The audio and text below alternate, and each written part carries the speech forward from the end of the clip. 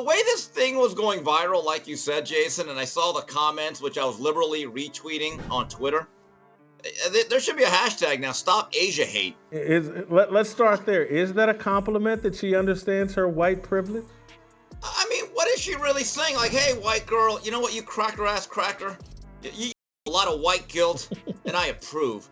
But it's amazing, but this is the problem that a lot of people have with Caitlyn Clark fans and supporters. They don't buy into it. You know what's crazy? Aja Wilson just lost it on social media. The WNBA MVP is fuming, and it's all because of Caitlyn Clark's new contract. Get this, Clark's about to make more money playing in Europe than anyone in the WNBA. Wilson's like, WTF, I'm the MVP. But here's the real question. Is Wilson just jealous, or does she have a point? Let's break it down. Clark, fresh out of college, is looking at a deal that could make her the highest paid women's basketball player in the world. That's insane. Meanwhile, Wilson, the reigning MVP, is watching from the sidelines. Can you imagine how that feels? This isn't just about one player getting mad. It's opening up a whole can of worms for the WNBA. Why are rookies potentially earning more overseas than MVPs do at home? You hate it when they're here. You don't like their presence. Oh my God, look at what they're doing. They're so awful. Then when they leave, the Caitlyn flight, oh my God, I can't, what do we do now? Isn't it the same thing? Yeah, it's a good analogy. Yes, it is. And these players that are now complaining, if there are any, about the ratings, about being abandoned. Well, wait a minute. So that has become something that for them, you know, that word, problematic. And it's also set up a cultural debate on the other side of the street. Many of you were the very same ones that was pointing the finger and saying you're racist and we don't want or need your support. So in theory, you're getting what you want and you should be happy for the lower ratings. So be careful what you wish for. Is the league doing enough to keep its stars happy? These are the questions we need to ask. The WNBA's got some explaining to do, and Wilson's outburst is just the beginning. Before we move on, I'd like to ask you a small favor. If you appreciate this content, please take a second to like this video and subscribe to the channel. Over 98% of you watch the videos without subscribing. It costs you nothing, but it makes a huge difference to us. So, did you click the subscribe button? Great, thank you so much. Now, back to the video.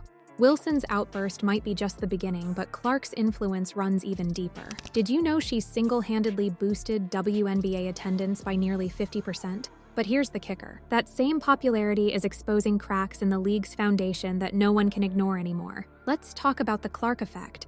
This rookie's not just making waves, she's causing a tsunami in the WNBA. While Wilson's been steadily building her career, racking up MVP awards and dominating the court, Clark's exploded onto the scene like a comet. She's got fans packing arenas, TV ratings soaring, and social media buzzing. It's like she's playing 4D chess while everyone else is still figuring out checkers. But here's where it gets tricky. Clark's not just shaking things up on the court. She's got a voice, and she's not afraid to use it. Remember when she called out the league for not having chartered flights? That's the kind of move that makes you both a hero and a headache for the WNBA. She's pushing for better conditions, but she's also shining a spotlight on all the things the league's been trying to sweep under the rug. Now, put yourself in Wilson's shoes for a second. You've been grinding for years, proving yourself season after season. You're the MVP, the face of the league. Then suddenly, this rookie comes in and starts getting all the attention, all the hype, and potentially a bigger paycheck. She's the first rookie to win WNBA Player of the Month since the award's inception in 2010, and last night, it was no exception. They were sky high for Caitlyn Clark and the Fever, but to start the season, they had a little bit of a rough go of it. They lost their first 5 games. They ended up 1-8 through their first 9 games, and during that first month, the playoffs, they didn't feel realistic at all. Indy entered the Olympic break 11-15 on the year, and then they really turned it around. They've won 7 of their 8 since. They clinched a playoff berth for the first time since 2016, which, by the way, was the last year of Hall of Famer and franchise icon Tamika Catchings. That's gotta sting, right? It's no wonder Wilson's feeling salty. But is Wilson just worried about losing her crown as the queen of women's basketball? Or is there more to it? Think about it. Clark's success isn't just about one player. It's forcing everyone to take a hard look at how the WNBA operates. The pay disparities, the working conditions, the whole 9 yards. Wilson might be seeing the writing on the wall. Change is coming, and it might not be comfortable for everyone. Here's the real kicker, though. Clark's rise is like a double-edged sword for the WNBA. On one side, you've got this incredible boost in popularity. She has lived up to expectations, right? I'm looking at her the way I look at LeBron James, right? For us, just in the women's side of things, and the hype that she had, the expectations she had. Let's start with the rookie, Caitlyn Clark Kent. Superwoman, you see what I did there? She was on a tear, and last night was no different. Wings, fever. Caitlyn Clark set to go as she broke the single-season assist record. She's been playing like a top 5 player in the league. She's been regularly dishing out double-digit assists in that time frame. Teams can no longer blitz her and trap her. More fans, more money, more attention. That's all good, right? But on the flip side, it's exposing all these issues that have been bubbling under the surface for years. The pay gap between rookies and veterans, the difference in earnings between the WNBA and overseas leagues, the lack of basic amenities like charter flights, it's all out in the open now, and there's no putting that genie back in the bottle. Now imagine this. Clark's jersey is flying off the shelves, fans are buzzing about her WNBA debut, and then she drops a bombshell. Europe's calling, and the paycheck is too good to ignore. Could the WNBA's brightest star leave before she even takes the court? It's not just a crazy thought. European leagues are throwing some serious cash around, and it's got everyone in the WNBA sweating. We're talking contracts that make the WNBA's salary cap look like pocket change. And it's not just about the money. These European teams are offering perks that the WNBA can only dream of. Think about it. You're Caitlyn Clark, fresh out of college, and you've got 2 options. Option A, play in the WNBA, where you're capped at a rookie salary, flying coach, and sharing locker rooms that haven't been updated since the 90s. Option B, head to Europe, make bank, fly private, and be treated like the superstar you are. Tough choice, right? But here's where it gets real. If Clark jumps ship, she's not just taking her talent overseas, she's taking the WNBA's hottest ticket with her. We're talking about a player who's boosted attendance by 50%. That's not just a star, that's a whole galaxy of potential revenue walking out the door. And Aja Wilson? She's watching all this go down, probably thinking, I've been busting my butt for years, won MVP, and I'm still not making what this rookie could make in Europe? It's no wonder she's fired up. This isn't just about one player getting a big payday, it's about the whole system being turned on its head. The WNBA's in a tough spot. They've got to find a way to keep their stars happy and their rookies from bolting. But with a salary cap that's tighter than a new pair of sneakers, they're running out of options. They need to step up their game, and fast.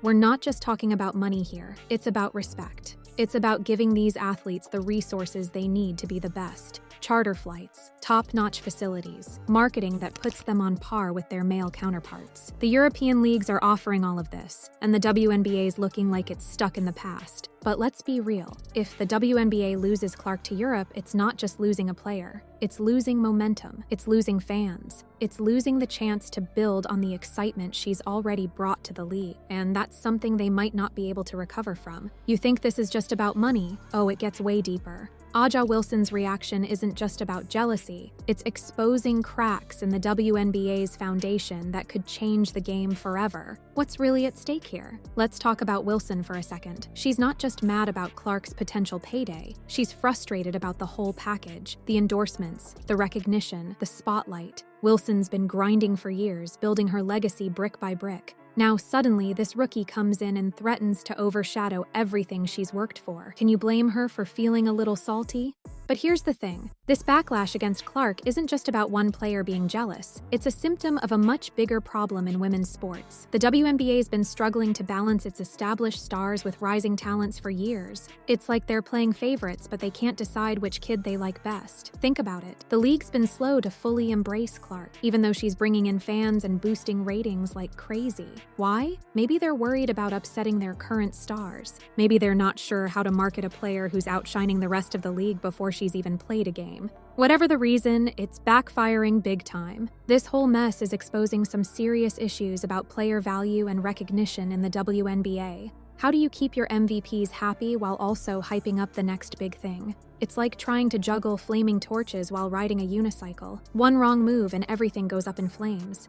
And let's not forget about the future of women's basketball in America. If the WNBA can't figure out how to keep both its established stars and its rising talents happy, they're in trouble. We're talking about a potential exodus of players to Europe, where they can make more money and get treated like the stars they are. That's not just a problem for the league, it's a problem for the entire sport in this country. So what's the solution? The WNBA needs to step up its game, big time. They need to find a way to celebrate their MVPs and their rising stars without pitting them against each other. They need to create a system where players like Wilson feel valued and respected, while also making room for newcomers like Clark to shine.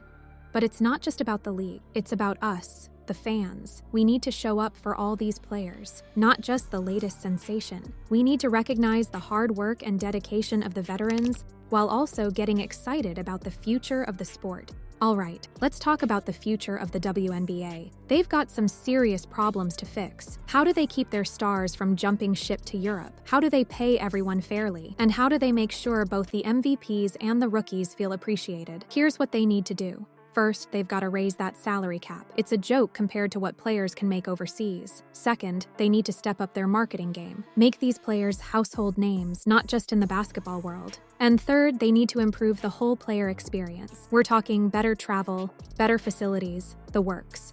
But here's the million-dollar question. Can the WNBA find a way to hype up their new stars without making their veterans feel left out? It's a tricky balance, but if they can pull it off, they might just save the league.